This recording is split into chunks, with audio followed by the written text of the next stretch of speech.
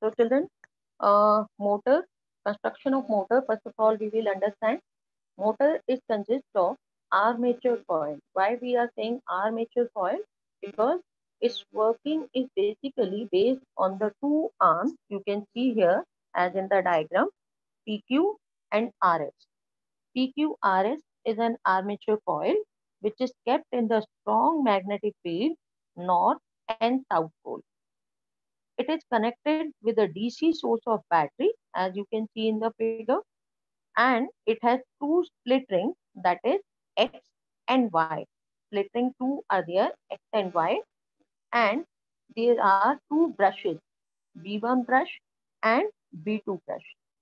These B1, B2 brushes are not connected with directly to the split ring, or you can say they are not part of the split ring. They are actually connected, take the contact with the split ring and help to flow of the current through PQRS.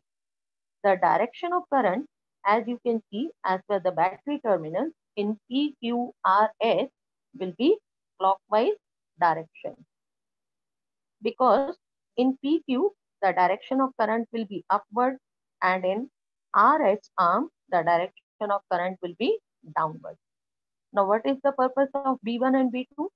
B1 and B2 brushes are the brush-like structures which will keep in continuation of the current flow through the this armature coil, that is PQRS. And what is the purpose of keeping the split ring instead of one complete commutator, that is the ring shaped structure? We have made it split ring because it is DC motor, and in DC motor the direction of current is uniform, that is in one direction only. So if this will be split ring, the contacts will change with brushes B1 and B2, that is we will see in the next part, that when the contact will change, the current through RS will also get upward direction and PQ will also get downward direction.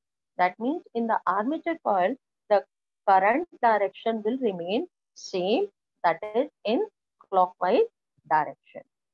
So, and what is the role of axle? Axle is helping the rotational motion of this armature coil with the help of split ring very easily. Now, what is the working? Let us understand.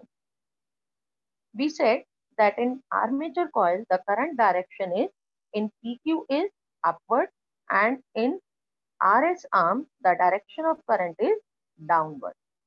So, if we apply the Fleming's left hand rule in RS arm, you can see the direction of current applying the Fleming's left hand rule in the RS arm, the direction of current will be downward, and the magnetic field, as that is also fixed, will be always from left hand side to right hand side, or left hand to right hand side. It may change in any of other motor, but here for understanding we are keeping it like this, that the magnetic field will be from left hand side to right hand side. So what will be the direction of motion? As you can see, the thumb is directing towards upward direction. That means RS arm, because the current direction is downward, RS arm will move or will experience a force and it will move upward. As you can see in the diagram, RS arm will move upward. And what about in PQ arm? In arm PQ, again, we will apply the left hand rule, but here we will turn the hand in such a way that the current direction in the PQ arm is upward, and in the magnetic field direction is again from left hand side to right hand side. What will be the direction of thumb? As you can see in the figure, the direction of thumb for PQ arm, that is the direction of motion, force exerted on the PQ arm will be in downward direction. So PQ is going downward and RS arm is going upward. As you can see here, the PQ arm is going downward and RS arm is going upward. So thus, due to this rotational motion of the exerted on PQRS armature coil moves in anti-clockwise direction in such a way that it moves at 90-degree angle. Now the contact of brushes at this moment when it is at 90 degree is removed.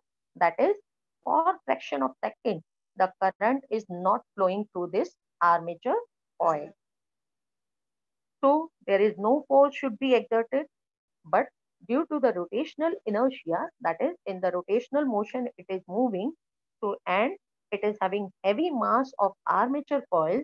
So armature coil is kept on the axle and the split ring.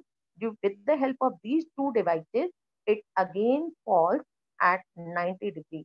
That means it rotates at 180 degree, and now the position of arms get change of armature coil. PQ, PQ have replaced RS and RS have replaced PQ. But the direction of current with the help of brushes B1 and B2 remains the same.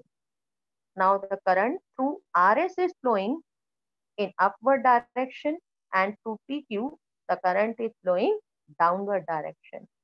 So again, when we will apply the Fleming's left hand rule, the RS arm will move downward and PQ arm will move upward direction.